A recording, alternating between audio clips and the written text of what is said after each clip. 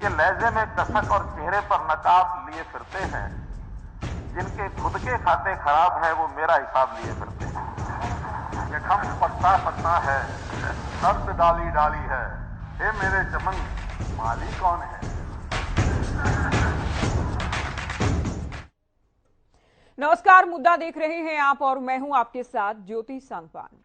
हरियाणा विधानसभा के बजट सत्र के छठे दिन कई अहम मुद्दों की गूंज सुनाई थी। कई मुद्दों पर पक्ष और विपक्ष एक बार फिर से आमने सामने नजर आए। विधायकों ने कई महत्वपूर्ण मुद्दे उठाए। बजट पर चर्चा के दौरान भी खूब बार पलटवार देखा गया। चर्चा हम करेंगे, पहले आपको दिखाते हैं क्या रहा खास। ऐसा नहीं है, बहुत से काम ऐसे होते हैं जो उस समय छूटे रहते हैं, दूसरी गवर्नमेंट आती है तो उन कामों को पूरा करती है। कुछ काम पहले की घोषणाएं होती हैं, उनको दूसरी गवर्नमेंट आके पूरा करती है। ये अलग बात है कि कुछ गवर्नमेंट्स ऐसी होती हैं बहुत पहले घोषणाएं करती हैं, अपने समय में पूरा कर ही नहीं पाती हैं, तो उसके लिए फिर अगले आने वाली गवर्नमेंट उस पर भी शुरू करती है। मैं तो ये विश्वास दिलाता हूं कि जितने काम पहले छूटे हुए थे उनको हमने अपनी कोशिश पूरी करके उनको पूरा किया, और इस 10 साल में बहुत से नए काम हमने शुरू किए, उसका भी हमने उद्घाटन किया है। बार बार बेसिर पैर की आलोचना, हमने एक बात शुरू में से कही कि हम अपने समय में फिजूल खर्ची ये नहीं होने देंगे। हम केवल बंदरबाट नहीं होने देंगे, विकास की बात करेंगे। और विकास में भी अंडरलाइन ये है जो पहले आज तक होता रहा कि डिमांड बेस्ड बातें होती रही। हम जो खर्च करते हैं वो डिमांड बेस्ड नहीं करते, हम नीड बेस्ड करते हैं, जरूरत के हिसाब से करते हैं। अगर जरूरतें बताई जाएंगी तो निश्चित रूप से उसका असर काम करेंगे, लेकिन मांगने के लिए हमारे यहाँ ये दे दो, हमारे यहाँ वो दे दो, हमारे यहाँ ये दे दो।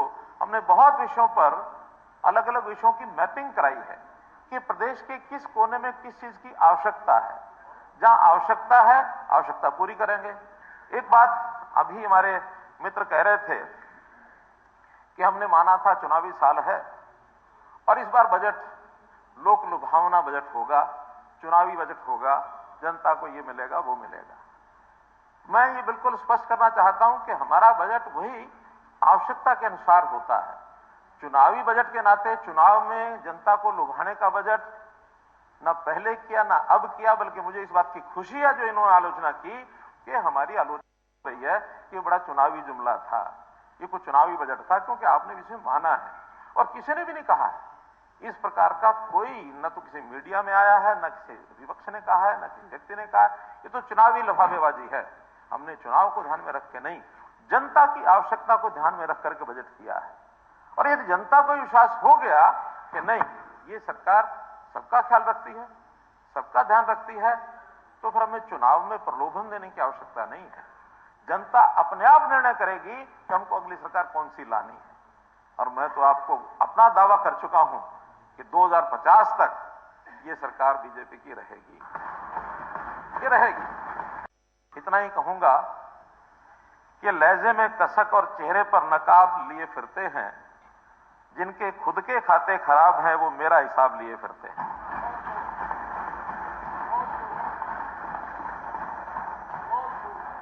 स्वाभाविक सी बात है कि विपक्ष को विरोध करना होता है। जख्म पत्ता पत्ता है, दर्द डाली डाली है, हे मेरे चमन माली कौन है।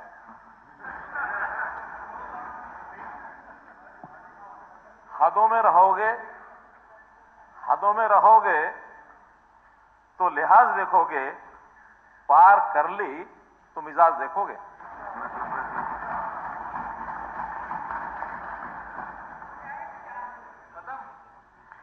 बेहतर तो होता कि जो कुछ कमियां रह गई हैं उसको इस ढंग से रखते कि हम उनको दूर कर पाते, क्योंकि विपक्ष का काम है।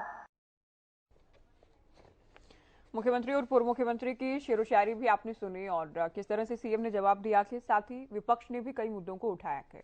बजट में कई खामियां बजट की चर्चा के दौरान निकाली गई हैं। चर्चा हम करने वाले हैं। कुछ खास मेहमान हमारे साथ जुड़ गए हैं। मुकेश कापड़ीवास हैं, प्रवक्ता बीजेपी, केवल ढींगरा प्रवक्ता कांग्रेस, विजेंद्र रेहडू प्रवक्ता इनेलो, सुखबीर तंवर प्रवक्ता आम आदमी पार्टी और राजेंद्र जादून वरिष्ठ पत्रकार भी डिबेट में जुड़ गए हैं। बहुत स्वागत है आप सभी का। शुरुआत मुकेश जी आपसे। बजट पेश किया गया तब भी विपक्ष ये कह रहा था केवल आंकड़ों का, केवल शब्दों का खेल है, केवल बाजीगरी की गई है, जनहित में कुछ भी नहीं है। कई अलग अलग विभाग ऐसे हैं, कई योजनाएं ऐसी हैं जिनका बजट ही कम कर दिया गया के आज एक बार फिर से इन बातों को दोहराया गया।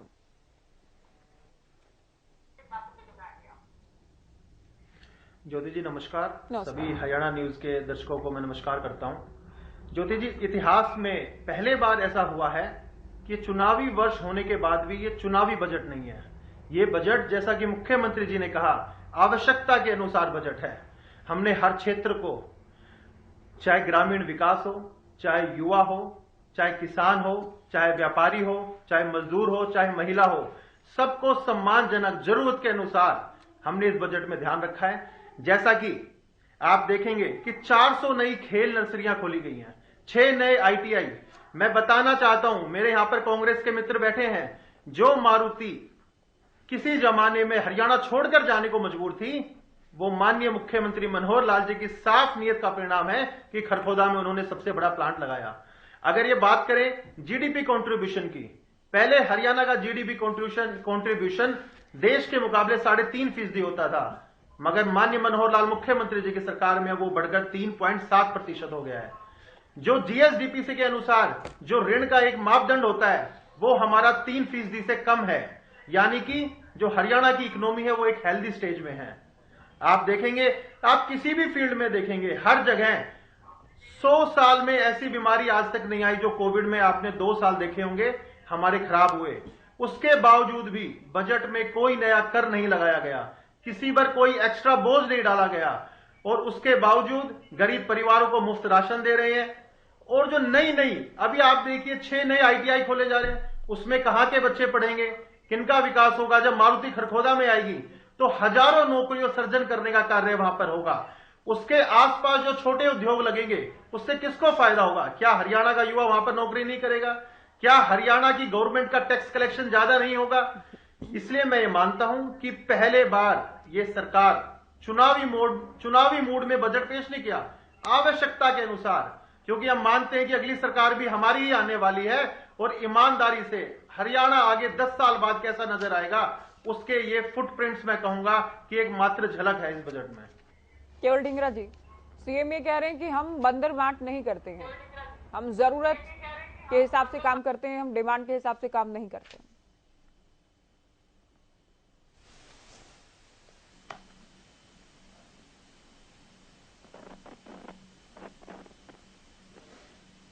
आपकी आवाज नहीं मिल रही केवल जी। इनेलो के बाद आपके पास आते हैं। रेड्डी साहब, अभय चौटाला ने आज नफे सिंह राठी की हत्या का मुद्दा भी उठाया है, सुरक्षा को लेकर भी सवाल खड़े किए गए, साथ ही बजट को लेकर भी सरकार पर वार किया गया। हाँ, देखिए, नफे सिंह राठी जी से ही यदि मैं बात शुरू करना चाहूँ तो नफे सिंह राठी जी को स्वयं पुलिस अधिकारी ने जाकर के ये बताने का काम किया था कि आपकी जान को खतरा है, आप जरा संभल करके रहें। इसके बावजूद राठी साहब ने पूरे पुलिस प्रशासन को, SP साहब को जाकर के लिखित में अपनी सिक्योरिटी के लिए डिमांड किया, गृहमंत्री को किया, मुख्यमंत्री जी को किया। जब कोई कार्रवाई नहीं हुई तो बोलिए अब। तो उसके बाद जो है हाँ, सभी से निवेदन करने के बाद जब भी उनको सुरक्षा नहीं मिली तो फिर स्वयं अभय सिंह चौटाला ने भी सभी को कहा कि भाई इनको सुरक्षा प्रदान करने का काम किए, लेकिन इसके बावजूद भी जब सुरक्षा नहीं मिली, जिसका परिणाम ये हुआ कि उनको अपनी जान गंवानी पड़ी। ये हमारे हरियाणा प्रदेश का कानून व्यवस्था है कि किस प्रकार से एक ये पता होने के बावजूद भी और एक लिखित में निवेदन करने के बावजूद भी एक खास व्यक्ति को भी यहाँ पर सुरक्षा नहीं मिलती। एक ऐसे व्यक्ति को जो 2 बार के विधायक रहे हैं, पार्टी चीफ हैं, और रिटर्न में निवेदन किया गया है, थ्रेटनिंग आई हुई है, फिर भी सुरक्षा न देकर के कहीं न कहीं सरकार ने जानबूझ करके उनको मौत के घाट उतरवाने का काम करने का काम किया है। ये हमारे हरियाणा प्रदेश की कानून व्यवस्था को दर्शाता है। जब शासन सुस्त हो जाता है तो प्रशासन अपने आप सुस्त हो जाता है, और इस तरह के राजक तत्व चुस्त होने का काम करते हैं और क्राइम को बढ़ावा देने का काम करते हैं। दूसरी बात ज्योति जी, यदि हम बजट की बात करें तो भाई हमारे भाई भी बड़ी बातें हाँक रहे थे, और प्रदेश के सारी की सारी भाजपा जुमलेबाज की पार्टियां हैं, और हमारे प्रवक्ता भी जुमलों में पीछे नहीं रहते हैं।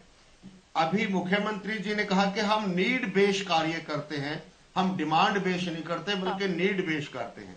देखिए, आज हमारे प्रदेश में इनको महसूस हुआ कि लोन की इतनी बड़ी नीड है कि लोन ले लो। कितना लोन? 64,000 करोड़ के आसपास लोन पहुंच चुका है। ये नीड हमारी सरकार की है, हमारे मुख्यमंत्री महोदय का ये विजन है कि हम जो 1,90,000 करोड़ का जो बजट दिखाया गया है उसमें लगभग 64,000 करोड़ तो जो है लोन लेकर के ये बजट दिखाने का काम करते हैं। आज प्रदेश को लोन में डुबोने का काम किया गया है। यहां तक के लगभग 32-33% जो है हमारी जीडीपी का वो लोन के द्वारा ही दर्शाया जाता है, जो कि बिल्कुल ही गलत है। दूसरी बात, ये अनाउंसमेंट की बात कर रहे हैं कि हम चुनावी बजट नहीं लेकर के आए, हकीकत का बजट लेकर के आए हैं, क्योंकि हम चुनावी घोषणा नहीं करते हैं। मैं इनसे पूछना चाहता हूं, आप 2021 का बजट लेकर के आए, आप 2022 का बजट लेकर के आए, 23 का लेकर के आए, 24 का लेकर के आए, और उससे पहले भी 2014 से लगातार आप बजट प्रस्तुत करते जा रहे हैं। 2014 में आपने जो घोषणाएं की थी वो घोषणाएं भी आपकी आज तक पूरी नहीं हुई है, वो भी आज तक लटक रही है। 2021 में जो घोषणाएं की थी वो भी आज तक लटक रही है। आपने कहा था भिवानी सोनीपत में 3 नए महिला कॉलेज बनवाने का काम करेंगे, ये 22 के बजट की है। गांव में सीवर योजनाएं लागू कर दी जाएंगी, ये 2022 के बजट की आपकी घोषणा है। हाई स्पीड रेल परियोजना शुरू की जाएगी, ये 2022 की घटना है। 2021 के बजट की घटना है, फिल्म सिटी बनाएंगे पिंजौर और गुरुग्राम में, और घोषणा है 20,000 मकान बनवाएंगे। हिसार, सोनीपत, पंचकुला में प्रयोगशालाएं बनेंगी। 24 की घोषणाएं तो आपके सामने है, सबके सामने, मैं उसको दोहरा करके अपना समय खराब नहीं करना चाहता। कैथल में हॉस्पिटल जो ना ये बनाएंगे, मेडिकल कॉलेज बनाएंगे, वो हर साल घोषणा में आता है, इस साल भी घोषणा में आ गया। यानी कि ये बजट है लोन का, अनाउंसमेंट का। धरातल पर कोई कार्य नहीं होता, रूटीन के कार्य होते हैं। सैलरी स्टाफ को दी जाती है, कर्मचारियों को दी जाती है, रोड बनवा दिए, सड़क बनवा दी, कहीं पेंट करवा दिया। तो इस तरह के कार्यों के अलावा कोई भी कैपिटल एक्सपेंडिचर का ऐसा बड़ा कार्य इस सरकार ने अपनी 10 साल में नहीं किया है जिससे यहाँ के लोगों को रोजगार मिले। दूसरी बात, एक बड़े विस्तार से मुख्यमंत्री जी ने कही कि हम ज्ञान बेस बजट लेकर के आए हैं, और ज्ञान बेस बजट का मतलब इन्होंने लगाया जी से गरीब। 26 लाख गरीब थे, आज वो 42 लाख जो है हमारे बीपीएल में शामिल होंगे। इसलिए इन्होंने गरीबों का विकास करने का काम किया है। वाई का मतलब है यूथ, और यूथ के लिए इन्होंने क्या किया, आज हरियाणा प्रदेश को छोड़ करके विदेशों में भाग रहे हैं, और जो वार जोन है वहां तक जाने के लिए हमारा युवा तैयार हो चुका है, क्योंकि यहां रोजगार नहीं रहा है। और ए फॉर अन्नदाता, अन्नदाता आज 10 के 10 साल सड़कों पर बैठा, धरनों पर बैठा, प्रदर्शन पर बैठा, न समय पर खाद मिलता नहीं, बीज मिलता नहीं, दवाइयां मिलती नहीं, और प्राकृतिक आपदाएं आती हैं तो मुआवजा मिलता नहीं, वो धरना प्रदर्शन के अंदर बैठे रहते हैं। और लास्ट वाली तो आज आपने देख ही लिया किस प्रकार से वो महिला कोच सेक्रेटरीट के सामने जाकर के गुहार लगा रही थी कि मुख्यमंत्री जी मेरी भी बात सुन लो। ये इनका लास्ट वाला ऑप्शन था, एन फॉर नारी शक्ति। आज स्वयं विधानसभा में स्वयं हमारे गृह मंत्री अनिल विज जी ने ये माना है कि हरियाणा प्रदेश में रेप के केसेजों में वृद्धि हुई है। केंद्र ने रिपोर्ट दी कि महिलाएं हमारी पूरे हिंदुस्तान में सबसे अनसेफ यदि कहिए तो वो हरियाणा प्रदेश में है। और फिर कहते हैं हमने नारी के विकास के लिए काम करने का काम किया। हाँ ज्योति जी, बस 5 सेकंड और मैं लेता हूं। मैं ये कहना चाहूंगा और सरकार से निवेदन करना चाहूंगा कि बजट के लिए पूरा प्रदेश इंतजार करता है। बजट में वो बातें आनी चाहिए जो प्रदेश के विकास के लिए हो, जिनसे प्रदेश का विकास हो। इस तरह के जुमलेबाजी और शेर और शायरी से प्रदेश का विकास नहीं होता है। इसलिए हम डिमांड करते हैं कि इस बजट में कुछ और शामिल करने का काम करें। केवल जी, जिस बात को लेकर हमने पहले भी जिक्र किया कि सीएम कह रहे हैं कि हम बंदरबाट नहीं करते। चलिए हम नहीं करते बंदरबाट। बोलिए। देखिए, जिस तरीके से बजट के अंदर हर क्षेत्र, हर अमाउंट को घटाया गया, आपने भी ये जिक्र किया कि कृषि क्षेत्र में, स्वास्थ्य में, एजुकेशन में, हर तरफ से बजट को कम किया गया और कर्जा लगातार बढ़ता गया। आप ये देखिए, हरियाणा पे 4 लाख करोड़ से ज्यादा कर्जा हो चुका है इस समय। हर वर्ग इस सरकार से परेशान है, चाहे वो कृषि क्षेत्र के हो, चाहे कर्मचारी हो, बिजनेसमैन हो, युवा हो, महिलाएं हो, और कई ऐसे कर्मचारी जिनकी पिटाई हुई है लगातार 9.5 साल के अंदर। और आप ये देखें कि क्राइम में और भ्रष्टाचार में हरियाणा नंबर 1 हो रहा है आंकड़ों के अनुसार से। और जो खट्टर साहब कहते हैं कि हमने बहुत अच्छा काम कर दिया, ये अच्छा काम कौन सा किया ये गिनवा नहीं पा रहे। और दूसरी देखे, इन्होंने इतना कर्जा लिया, 60,000 करोड़ कर्जा था 2014 में, अब 4.5 लाख करोड़ हो रहा है, तो काम क्या किया? आप कहते हैं हमने बजट नहीं छेड़ा, बजट को इंक्रीज किया, तो काम भी तो हरियाणा के उसके ऊपर धरती पे होना चाहिए था। कोई मेडिकल कॉलेज नहीं बना, कोई यूनिवर्सिटी नहीं बनी, कोई मेट्रो नहीं बढ़ी आगे, कोई बिजली का प्लांट नहीं लगा, कोई सड़कें नहीं बनी, कोई ब्रिजेस नहीं बने। क्या किया फिर आपने? ये सवाल है, बहुत बड़े सवाल है। लेकिन आज जो है एक नया जुमला छोड़ा, डिप्लॉयमेंट कंट्रैक्चुअल लोग लगाए जा रहे हैं। जैसे एक एम्प्लॉयमेंट होती है, एम्प्लॉयमेंट नहीं लग रही, डिप्लॉयमेंट लग रही है। जैसे हम किसी को प्लम्बर को डिप्लॉय करते हैं कि आज आप हमारे घर पे ये वाला काम कर जाओ, इस तरह से कर्मचारी लगाए जा रहे हैं। और उन कर्मचारियों की कर्मचारी नहीं है वो, कोई उनकी नौकरी नहीं है, उनको डिप्लॉय किया जा रहा है। आप उस पॉलिसी को पढ़ के देखें, उसके ऊपर ही लिखा हुआ है सीधा, डिप्लॉयमेंट पॉलिसी ऑफ कंट्रैक्चुअल।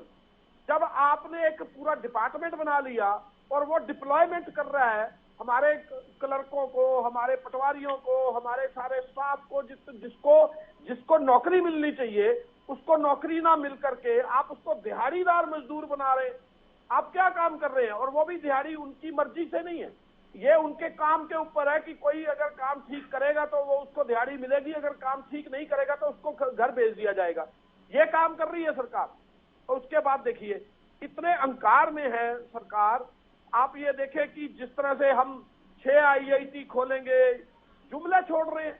अरे 10 साल में कोई खोला हुआ हो तो वो बताए ना कि ये हमने खोल दिया, इसका नींव पत्थर हमने रखा था और ये वाली ये चीज बन गई और इसका उद्घाटन खट्टर साहब ने किया हो। बताएं कोई ऐसी चीज? 10 साल में कोई काम किया नहीं, जुमले पूरे छोड़े। और उसके बाद जो बजट है वो बजट की बात करें तो हर क्षेत्र में बजट कम हो रहा है और 4 लाख करोड़ के ऊपर कर्जा हो रहा है। तो कौन सा काम किया? आज बल्कि महिलाओं के लिए एक महिला हमारी MLA है, उन्होंने सवाल पूछा। उन्होंने ये कहा कि स्पोर्ट्स मिनिस्टर से सवाल पूछना चाहते हैं, लेकिन स्पोर्ट्स मिनिस्टर कोई है नहीं। तो मुख्यमंत्री खड़े होकर तमतमा गए कि कोई भी MLA जवाब दे सकता है। अरे तमतमाने की क्या जरूरत है? गुस्सा खाने की क्या जरूरत है? वो मंत्री जिसका स्पोर्ट्स मिनिस्ट्री छीनी गई, उसके ऊपर यौन शोषण के आरोप है, FIR दर्ज है। आपने उसके ऊपर, मंत्री के ऊपर क्या कार्रवाई की आज तक? आप तमतमा रहे हैं, उन मंत्रियों की साइड ले रहे हैं जो यौन शोषण के आरोपी हैं, जिनके ऊपर FIR दर्ज है। आप उन लोगों को बचाने में लगे हुए, तो कर क्या रहे हैं आप? मुकेश जी कुछ कहना चाह रहे हैं? मुकेश जी देखिए, मैंने अभी अपने इनेलो और कांग्रेस के साथी को, हेलो जी बोलिए जी, मैंने अभी अपने कांग्रेस और इनेलो दोनों साथियों को सुना, तो मुझे इसमें ये देख के साफ लगा कि किस प्रकार से हताशा छाई हुई है। मैं इनको कहना चाहता हूं कि एक सरकार वो होती थी जिस समय क्षेत्रवाद और जातिवाद हावी होती थी। आज मनोहर लाल जी की सरकार है जिसमें सभी क्षेत्रों को, दक्षिण हरियाणा से मैं आता हूं, मैं आपको बताना चाहता हूं कि हमारे क्षेत्र में कभी किसी ने सपने में नहीं सोची थी कि एम्स जैसी संस्थान यहां पर बनेगी। अभी आपने देखा होगा 16 तारीख को माननीय प्रधानमंत्री नरेंद्र मोदी जी उसका शिलान्यास करके गए हैं। आप देखिए जो सड़कों का जाल बिछाया जा रहा है, दक्षिण हरियाणा जो प्यासा क्षेत्र होता था, यहां पर एक एक बूंद के लिए पानी के लोग तरसते थे, वहां पर अंतिम टेल तक पानी पहुंचाने का काम माननीय मुख्यमंत्री मनोहर लाल जी ने किया है। मैं इनको कहना चाहता हूं कांग्रेस के साथी को, आप कह रहे हैं इंफ्रास्ट्रक्चर की बात कर रहे हैं, ये KMP कॉमनवेल्थ गेम्स में बनना था, ये चौटाला साहब की सरकार की समय की घोषणा है और ये कॉमनवेल्थ गेम्स के आसपास बनना था, मगर आपकी नाकामियों के कारण ये जब KMP को लेकर तो सभी क्रेडिट लेते हैं। KMP को लेकर तो आपके जो साथी प्रवक्ता बैठे हैं दोनों क्रेडिट लेते हैं, ठीक है। नहीं, मैं वही कह रहा हूं, जहां तक आप बात कर रहे हैं इसको लेकर तो विपक्ष ये कहता है कब घोषणा की गई थी, कब घोषणा की गई थी? आपके विरोधी जो दल में वो कहते हैं कब घोषणा की गई थी? अब चुनाव से ठीक पहले, अभी तो केवल शिलान्यास किया गया आपको। नहीं, मैं आपको वही कहना चाह रहा हूं कि जो केएमपी चौटाला साहब की सरकार में घोषणा हुई, कांग्रेस के 10 साल निकल जाने के बावजूद भी कॉमनवेल्थ में हम उसको दे नहीं पाए। ये हमारी भारतीय जनता पार्टी की सरकार थी जो हमने बनवा कर केएमपी को तैयार किया। और ये बात कर रहे हैं अभी जो इन्होंने डेट की बात की, मैं बताना चाहता हूं कि जो पर कैपिटा जो इनकम है वो कितने % इंक्रीज हुई है, मैं पूछना चाहता हूं इनसे। More than 80% per capita income increase हुई है 2014 के बाद से अब तक के लेके। जो 15वें वित्त आयोग की सिफारिश थी, यदि जीएसडीपी 3% से नीचे रहता है, it means economy is in healthy stage, तो हम उसके अनुसार एक हेल्दी स्टेज में इकोनॉमी है। जो हमारा कंट्रीब्यूशन 3.5% होता था, आज वो 3.7% है देश की अर्थव्यवस्था में जो हरियाणा का योगदान है। आज हरियाणा का योगदान आप देखिए इंडस्ट्री के माध्यम से, हर फील्ड को साथ में लेकर चला गया है। ये बात जरूर है, कांग्रेस राज में और इनेलो राज में क्षेत्रवाद को बढ़ावा दिया जाता था, कुछ क्षेत्रों को आगे बढ़ाया जाता था, मगर ये मनोहर सरकार है, इसमें पूरे हरियाणा को 2,80,00,000 लोग जो पूरे हरियाणा वासी है, सबको साथ लेके बढ़ने का काम हमारी सरकार कर रही है। चलिए रेणु साहब को कुछ कहना और आ ये बात इनको हजम नहीं हो रही है। मैं आम आदमी पार्टी को चर्चा में जोड़ लेती हूँ, उसकी ठीक बात। मजदूर का बच्चा, किसान का बच्चा कैसे सरकारी नौकरी लग सकता है? मैं सभी से ओपनिंग स्टेटमेंट ले रही हूँ, उसके बाद आ रहे हैं रेणु साहब। में कोई इंटरव्यू नहीं होगा। सुखबीर तंवर जी, आपने भी आज बजट पर चर्चा सुनी होगी। मैं यही कह रहा हूं कि ग्रुप सी और ग्रुप ठीक है, अभी रुक जाइए, आपकी बात पूरी हो गई, सुन लीजिए अभी घोषणा। सुखबीर तंवर जी, आपने बजट पर चर्चा सुनी होगी। सीएम कहते हैं इनको, सीएम कहते हैं ये हर बार इनकी रटी रटाई बातें हैं कि आंकड़ों का खेल गए, जबकि इस बार विपक्ष ये सोचकर चल रहा था कि लोक लुभावन बजट होगा क्योंकि चुनाव करीब है। लेकिन हमने ऐसा नहीं किया कि चुनाव के लिहाज से नहीं बल्कि जनहित के हिसाब से हमने बजट तैयार किया।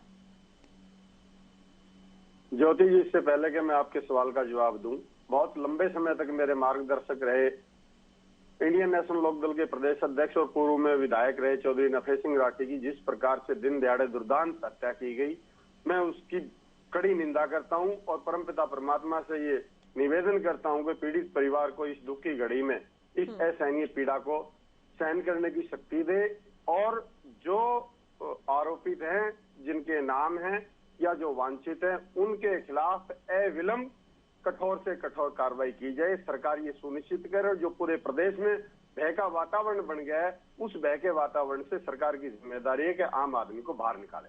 इसके अलावा अभी आप जो बजट की बात कर रहे थे ज्योति जी, मैं तो ये कहूंगा, मर्ज बढ़ता गया जू दवा की। बजट के दावे, आशाएं और अपेक्षाएं उस वक्त दम तोड़ देती हैं जब 34,000 करोड़ रुपया मात्र कर्ज चुकाने के लिए ऋण लिया जाए। इसके अलावा जिस प्रकार से बजट में 6,000 करोड़ की बढ़ोतरी हुई है, और प्रदेश का देखिए कमाल की बात है कि कितना ज्यादा ये ऋण ले चुके हैं, और उसका आवंटन या उसका जो खर्चा है वो उस पर भी चर्चा करेंगे। प्रदेश पर 3,17,000 करोड़ का कर्ज है और 60,000 करोड़ सालाना तो मात्र कर्ज की अदायगी में बजट का चले जाता है। कहने का भाव यह है कि सरकार के आंकड़े ही इस बात के प्रत्यक्ष प्रमाण है कि सरकार कर्ज लेके घी पीने का काम कर रही है। इसके अलावा अगर हम विगत के 10 वर्षों की बात करें या इसी बजट की बात करें या पिछले बजट की बात करें, आखिर बताएं आज जो सरकार है जननायक जनता पार्टी और भारतीय जनता पार्टी की, शिक्षा के हालात क्या हैं? हजारों स्कूल आपके सामने इन्होंने बंद किए मर्जर के नाम पे। इसके अलावा स्वास्थ्य का ढांचा बिल्कुल चरमराया हुआ है। अभी एम्स की बात कर रहे थे भारतीय जनता पार्टी के प्रवक्ता, इन सज्जन को ये पता होना चाहिए विगत के 10 वर्ष में गुड़गांव जो सबसे ज्यादा राजस्व देता है, एक ईंट नहीं लगी गुड़गांव के सरकारी अस्पताल में। अच्छी बात है, एम्स आए, हम स्वागत करते हैं और हमारी आशा और अपेक्षा है कि उसमें जल्दी से जल्दी काम हो, लेकिन जिस प्रकार से कछुआ गति है जो प्रत्यक्ष प्रमाण गुड़गांव का है, उस प्रकार का हश्र नहीं होना चाहिए।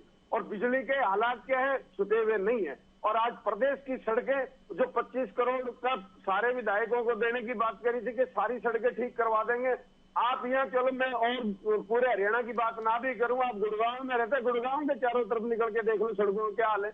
और रोजगार में जिस प्रकार से आज हरियाणा प्रदेश नंबर 1 बन चुका है, वो बजट आखिर कहाँ चला जाता है? निश्चित तौर पे ये हवाई बात है। प्रदेश की जनता सब समझ रही है कि आखिर भारतीय जनता पार्टी की सरकार का जो बजट का प्रावधान है, निश्चित तौर पे इतना भारी प्रत्येक व्यक्ति पे जो आज बच्चा जन्म लेता है वो भी कर्ज का भार लेके पैदा होता है। और जिस प्रकार से सेखी बगाड़ रहे हैं, निश्चित तौर पे हरियाणा प्रदेश की जनता इनको सबक सिखाएगी और इनसे जवाब लेगी। जादौन साहब, ये देखिए हर बार की कहानी है कि सरकार तारीफ ही करती है बजट की, विपक्ष हर बार आलोचना करता है, खामियां निकालता है, लेकिन आप कैसे देख रहे हैं इस बजट को? क्योंकि आज चर्चा हुई है, कल चर्चा फिर होगी, कल बजट पास किया जाएगा। नहीं, मैं ऐसा है कि इस बजट को बहुत विजनरी बजट तो मैं नहीं मान रहा हूँ, क्योंकि ये एक धर्रे का ही बजट है। अब हमेशा सरकार तो यही कहती है कि विपक्ष का काम है आलोचना करना, इसलिए उनका आलोचना करना है। और सवाल ये भी है कि जो बजट पेश कर रहा है वो तो अपने बजट को ठीक ही बताएगा। बिल्कुल। और दूसरे के बजट पर हो सकता है कि कुछ दूसरे लोग जो हों, जो पार्टियों से संबद्ध है, वो कहेंगे कि हमें आश्चर्य हो रहा है कि इस तरह कमेंट आ रहे हैं। सवाल ये है कि इसमें जो एक धंधा बना हुआ है उससे निकलने का क्या प्रयास है। सवाल ये है कि आप कर्ज ले रहे हो, कर्ज बढ़ रहा है, उसका ब्याज भी बढ़ रहा है, वो आपको देना पड़ रहा है। आपका कैपिटल एक्सपेंडिचर जिसको कहते हैं विकास पर आप पैसा खर्च कर रहे हो, वो जंप नहीं ले रहा।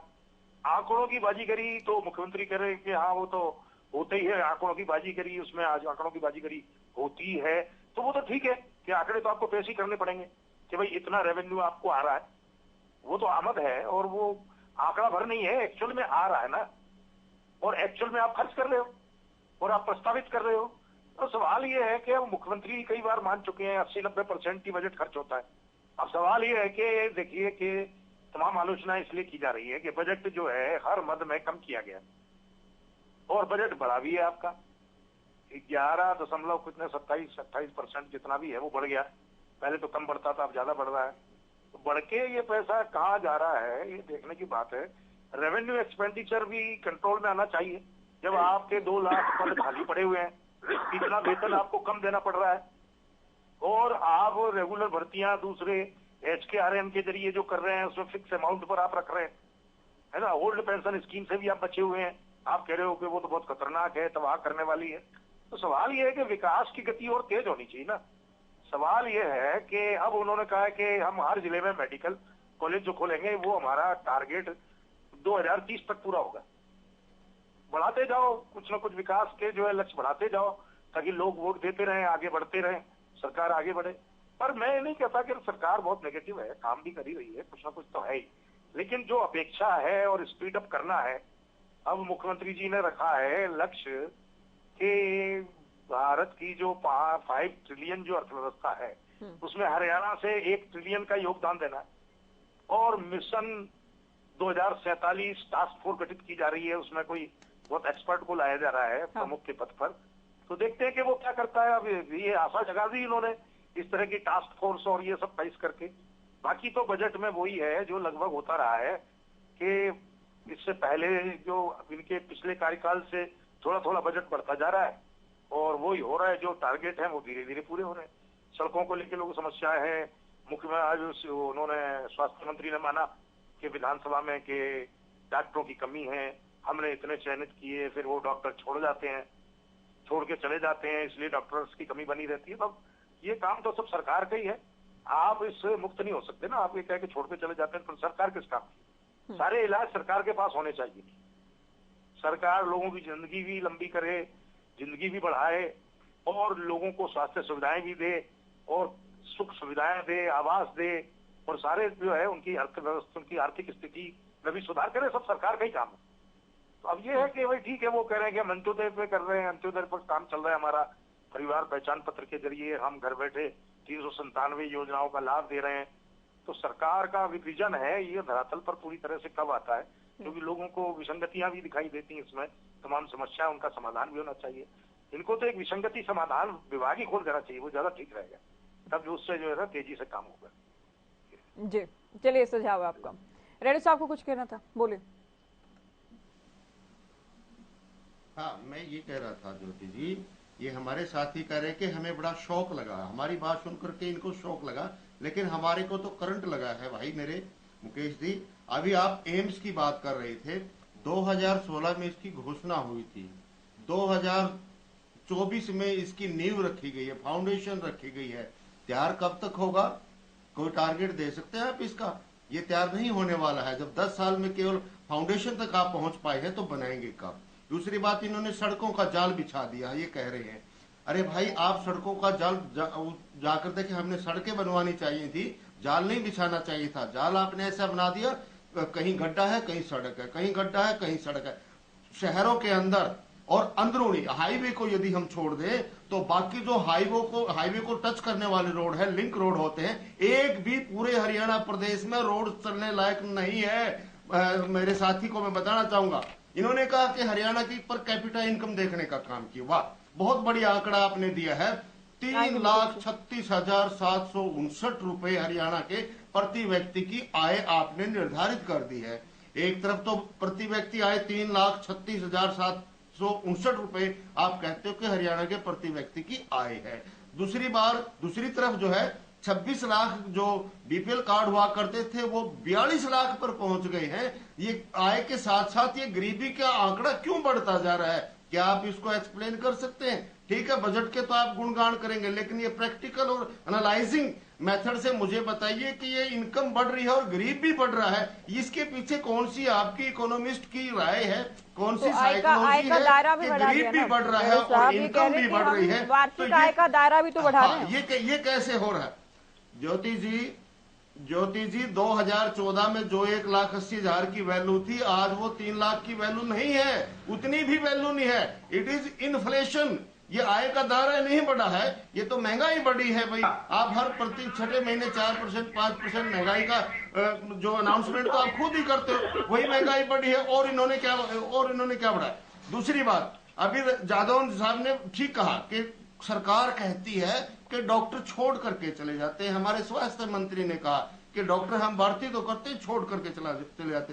5 साल से तो हम सुन रहे हैं कि 10,000 डॉक्टरों की भर्ती की जाएगी, 10,000 डॉक्टरों की भर्ती की जाएगी। पीछे कुछ दिन पहले 700-800 डॉक्टरों की एनरोलमेंट करने का काम किया, 10,000 की जगह 700-800। और दूसरी बात, छोड़कर क्यों जा रहे हैं? ये है मुख्य चिंता का विषय। डॉक्टर सरकारी सेवा को छोड़कर क्यों जा रहे हैं? एक तरफ सरकारी सेवा प्राप्त करने के लिए लाइन लगी होती है और एक तरफ छोड़ करके जा रहे। हरियाणा प्रदेश के किसी भी हॉस्पिटल में मूलभूत सुविधाएं नहीं है, इंफ्रास्ट्रक्चर नहीं है, और तो और ये छोटे छोटे जो टेस्ट होते हैं उनकी भी मशीनें नहीं है। केवल मात्र हरियाणा प्रदेश के 11 ऐसे हॉस्पिटल हैं जहां पर MIR की रिपोर्ट की जाती है, उसकी जो ना टेस्टिंग होती है, मात्र 11 हॉस्पिटल। तो क्या करेगा डॉक्टर वहां बैठ करके? क्या करेंगे बेचारे, बताइए आप। हॉस्पिटलों में इंफ्रास्ट्रक्चर नहीं दे पा रहे हैं, दवाइयां नहीं दे पा रहे हैं, डॉक्टर नहीं दे पा रहे हैं, पैरामेडिकल के स्टाफ नहीं दे पा रहे हैं, तो ऐसे दीवारें खड़े करने से क्या फायदा है भाई?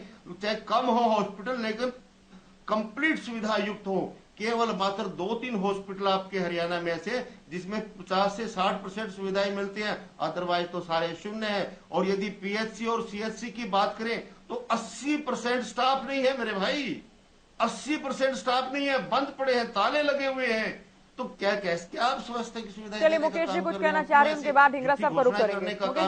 हुड्डा साहब ने कहा है कि स्कूलों में मास्टर नहीं है, अस्पतालों में डॉक्टर नहीं है, कर्ज लगातार बढ़ रहा है। क्या सरकार इस कर्ज का कर रही है? 4,51,000 करोड़ का आंकड़ा उनकी ओर से दिया गया।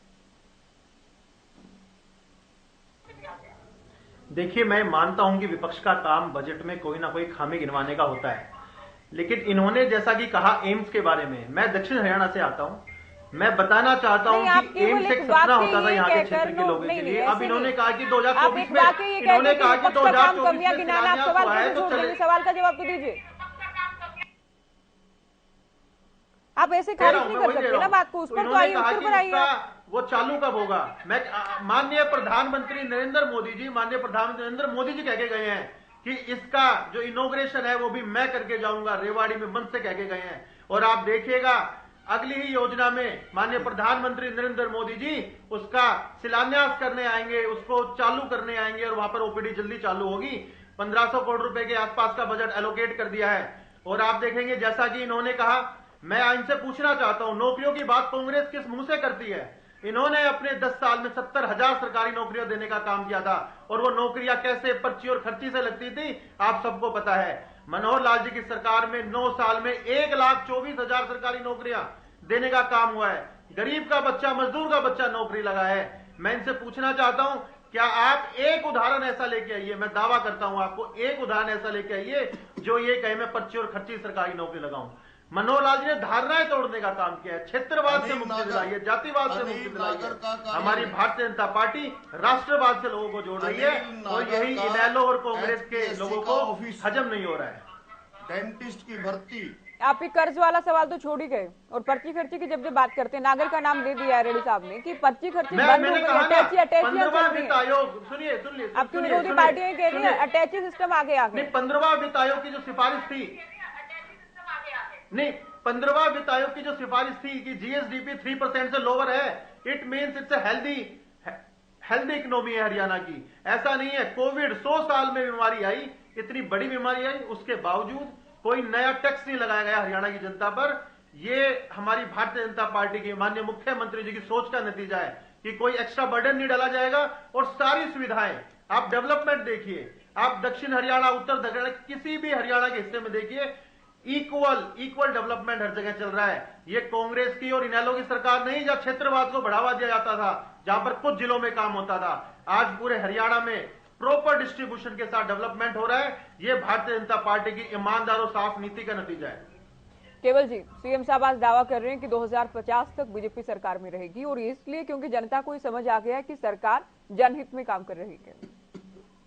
देखिए, ये कह रहे थे कि 2000 एम्स बनाया, प्रधानमंत्री जी ने उसका शिलान्यास रखा। आप ये देखिए 2015 के अंदर उसको पास कराया गया और 2024 के अंदर शिलान्यास रखा गया, पत्थर रखा गया कि इसको अब स्टार्ट करेंगे। तो कितने साल हो गए? 9 साल हो गए। इसको स्टार्ट करने के लिए कि शिलान्यास रखना है, पत्थर रखना है।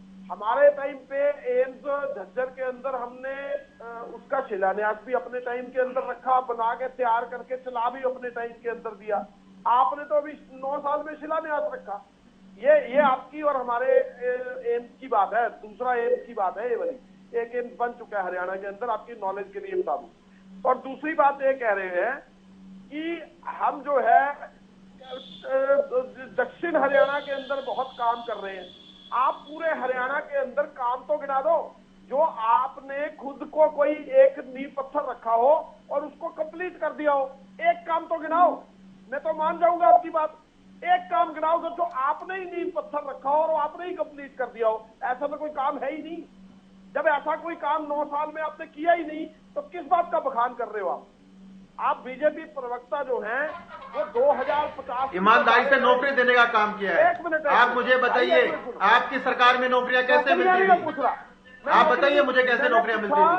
आप लोगों ने 4.5 लाख करोड़ कर्जा लिया, वो पैसा कहाँ गया? कैसे मिलती थी? उस पैसे का एक पार्टी के आपके सुप्रीमो जेल में रह के आए हैं, 10 साल की सजा काट के आए हैं गलत तरीके से नौकरी देने के मामले में। सवाल सुन लो आप, बीजेपी प्रवक्ता महोदय, आप मेरे सवाल सुन लो, अपनी बारी में जवाब देना। मैं आपसे पूछ रहा हूँ, आप में से किसी ने टीवी का वॉल्यूम बढ़ा रखे, टीवी की आवाज कम करें।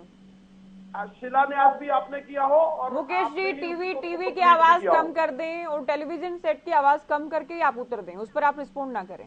जी ज्योति जी, एक और बात है कि एक तो इन्होंने कोई शिलान्यास रखा हो और उसको काम भी कंप्लीट कर दिया हो, ऐसा कोई काम गिना दे। और 4.5 लाख करोड़ कर्जा जो है वो कहाँ गया, उसका श्वेत पत्र कोई उसमें अमाउंट गिनाए कि इस काम में खर्चे किए। और दूसरी बात, ये 2050 की बात कर रहे हैं, ये 75 पार का नारा दे रहे थे पिछली बार और आई थी 40। इनको तो सरकार ही नहीं सत्ता में मिली और इनको तो 10 उसका सहारा लेना पड़ा जेजेपी का। अपनी तो सरकार ही नहीं बनी इनकी और फिर ये कहते हैं हम तो 2050 तक रहेंगे। और मैं आपको बताना चाह रहा हूँ, हमारी 15 थी, 15 से अब 31 पे आ गए।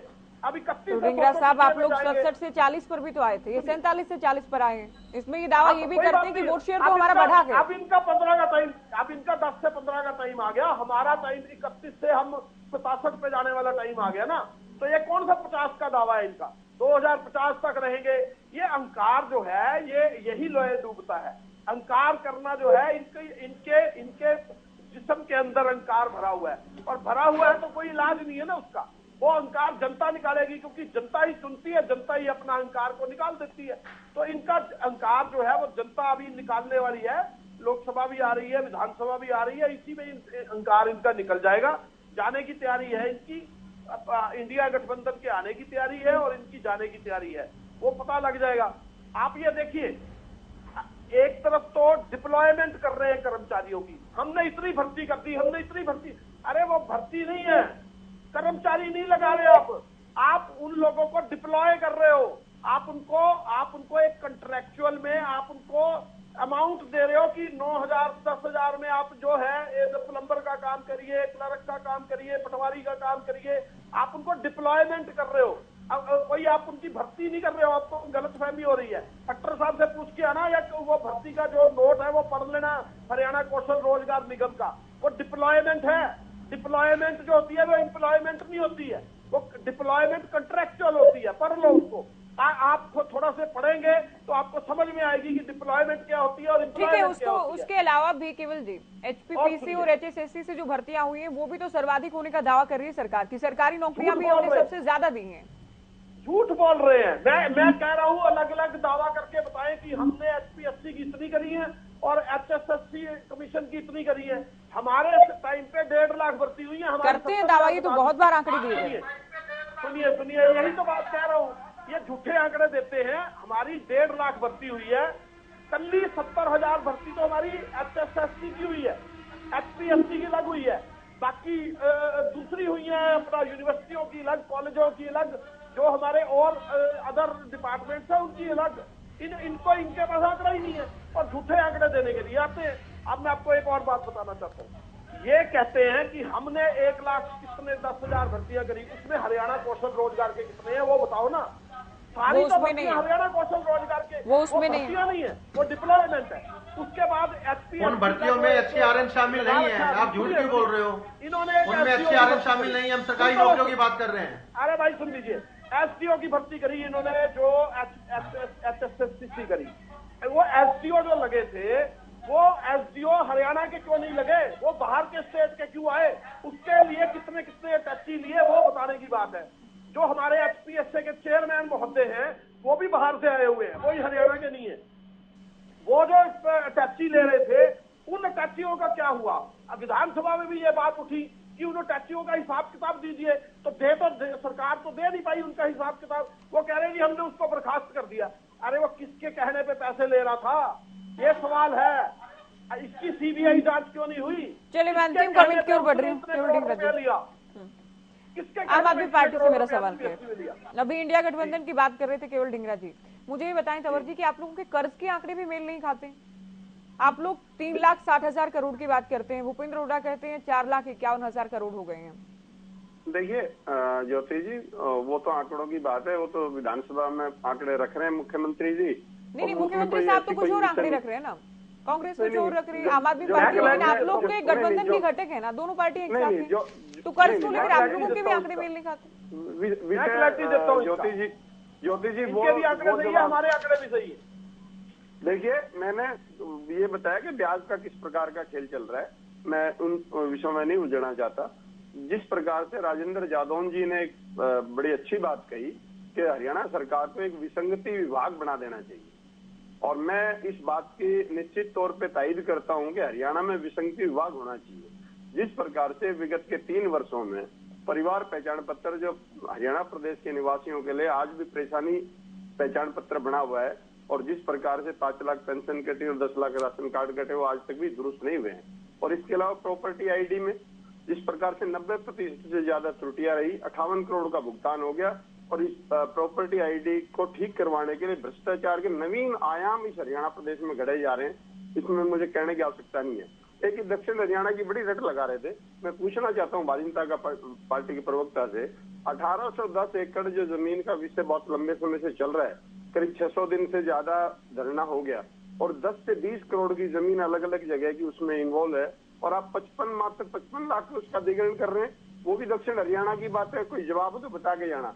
और 1128 एकड़ का जो मुआवजे का विषय है, दक्षिण हरियाणा का ही बता रहा हूँ, वो किस प्रकार से वो भी बहुत लंबे समय से धरने पे बैठे हैं, ये दक्षिण हरियाणा के ही विषय हैं, इनके बारे में जरूर बात करनी चाहिए। इसके अलावा जिस प्रकार से कोविड में शराब का घोटाला हुआ, उसमें आज तक कोई हरियाणा प्रदेश की संतुष्टि के लिए आज तक आपने कोई ऐसा आंकड़ा नहीं रखा, और रात के अंधेरे में जब चिड़िया पर नहीं मारती थी, आप रजिस्ट्रियों को घोटाला करवाया और जिन अधिकारियों को उस वक्त निलंबित किया गया वो उसके बाद जिस प्रकार से उनको दोबारा से बहाल करके और उससे भी ज्यादा बेहतर जगहों पे 3-3 जगहों के उनको आप वो दे रहे हैं, कार्यभार दे रहे हैं, ये आपकी विफलता का विषय है। इसके अलावा नौकरियों की बड़ी बात करते हैं, वो अभी कह रहे थे हमारे कांग्रेस के प्रवक्ता कि नागर साहब वाला विषय नहीं भूलना चाहिए। मुख्यमंत्री की नाक के नीचे जिस प्रकार से करोड़ों के वारे न्यारे एक SCS अधिकारी के द्वारा किए जा रहे थे और ये D ग्रुप की नौकरियों का संख्या बढ़ा के इस हरियाणा प्रदेश की जनता की आंखों में धूल झोंकने का प्रयास कर रहे हैं। निश्चित तौर पे इनकी ये धूल से जनता आज ही जा चुकी है। आने वाले समय में लोकसभा के चुनाव में भी और विधानसभा के चुनाव में भी इनकी झूठ और लूट का जवाब हरियाणा प्रदेश की जनता देने के लिए बिल्कुल तैयार बैठी है। जादव साहब, आखिरी कमेंट आपको। वो देखिए, ऐसा है कि जनता विकास चाहती है और सुविधाएं चाहती है। टैक्सेशन तो ठीक है कि कर मुक्त बजट है, वो ठीक है, लेकिन सवाल ये है कि कर मुक्त तो कर दीजिए। आप लोगों को लगता है कि भाई चलो को न्याय कर नहीं आया, लेकिन जो परेशानियां और सुविधाएं न मिलने से, खासतौर से शिक्षा, स्वास्थ्य और सड़क, पानी, बिजली, इनके मुद्दों पर जो समस्याएं हैं उनका निवारण तो सरकार को जो है वो तेज गति से करना चाहिए। वो आगे के 15-15 साल के जो प्रोजेक्ट बना के अगर सरकार चलेगी तो लोगों को राहत कब मिलेगी? क्या लोग 15 साल इंतजार करते रहेंगे सब सारी सुविधाओं के लिए? तो इसका मतलब फिर सरकार के होने का या जिसको उन्होंने चुना है उससे उनको क्या राहत मिली, ये सरकार को दिखाना होगा ना कि हम ये राहत आपको इमीडिएट दे रहे हैं, समय पर दे रहे हैं। तो सरकार को उसी हिसाब से अपने आप को तैयार करना चाहिए। सरकारी मशीनरी में कहाँ कमी है? सरकार तो कई लेवल पर योजनाएं, जनसंवाद भी चला रही है, विकसित भारत संकल्प जनसंवाद यात्राएं भी हो रही है, मुख्यमंत्री भी जनसंवाद कर रहे हैं, CM विंडो भी है, कई तरह की पोर्टल है, सेवा का अधिकार आयोग है, उसका एक ऑटो अपील आयोग भी है। सारे सिस्टम सरकार ने कर दिए, लेकिन फिर भी समस्याएं यथावत है। तो आखिर में सरकार को बैठ के एक बार कोई चिंतन शिविर लगा लेना चाहिए कहीं हिमालय की वादियों में, ताकि वहां ये तय किया जा सके कि इन समस्याओं का निवारण कैसे हो। क्या कहेंगे मुकेश जी?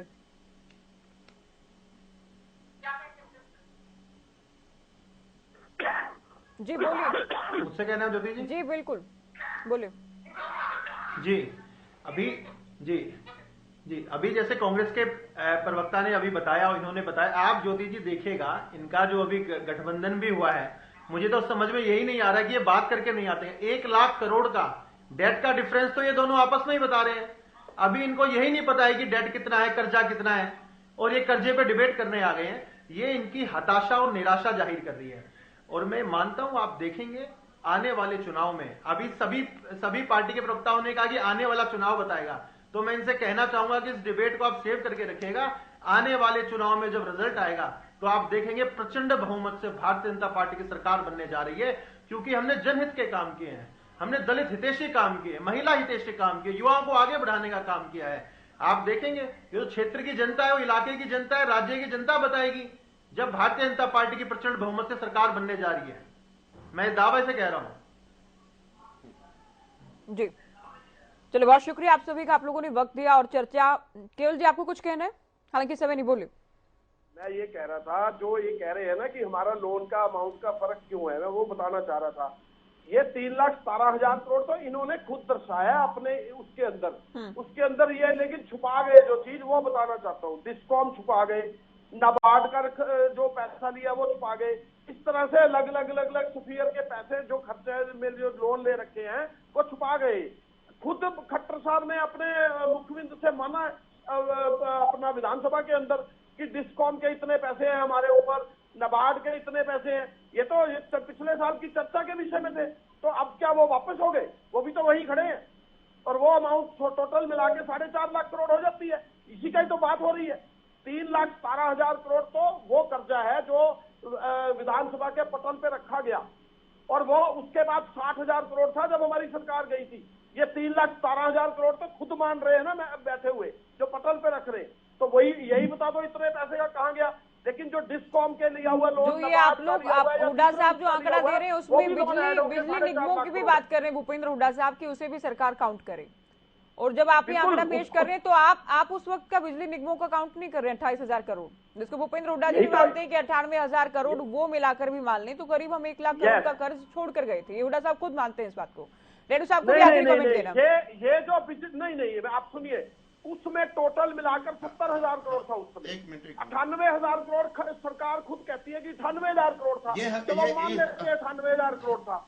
आपने तो 4.5 लाख करोड़ हो गया। अब पैसे का अमाउंट का वो बताएं कहाँ खर्च किया, कोई ऐसा पॉइंट बता देते हैं कि ये बड़ा चीज हमने बढ़ाई। चलिए आप लोग इसमें आप लोग देनदारियां भी काउंट कर रहे हैं, स्मॉल सेविंग्स भी काउंट कर रहे हैं, आप लोग कैग की रिपोर्ट का, आरबीआई की रिपोर्ट का भी हवाला देते हैं, अलग अलग।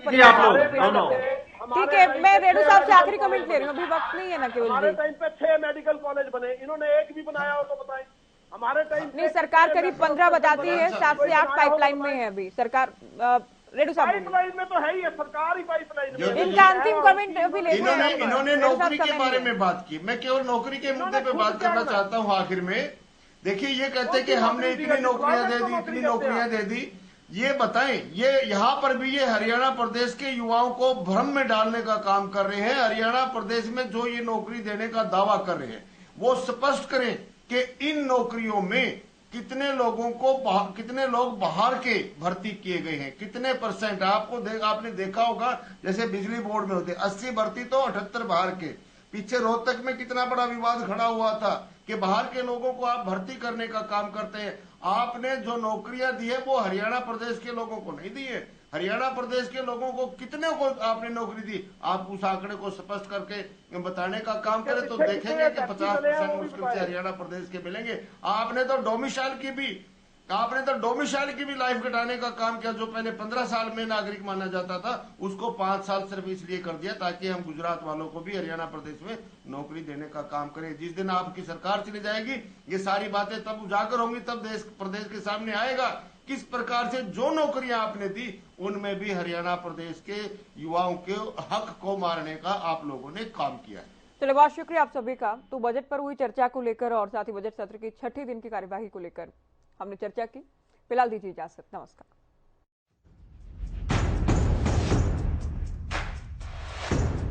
ये लहजे में कसक और चेहरे पर नकाब लिए फिरते हैं, जिनके खुद के खाते खराब है वो मेरा हिसाब लिए फिरते हैं।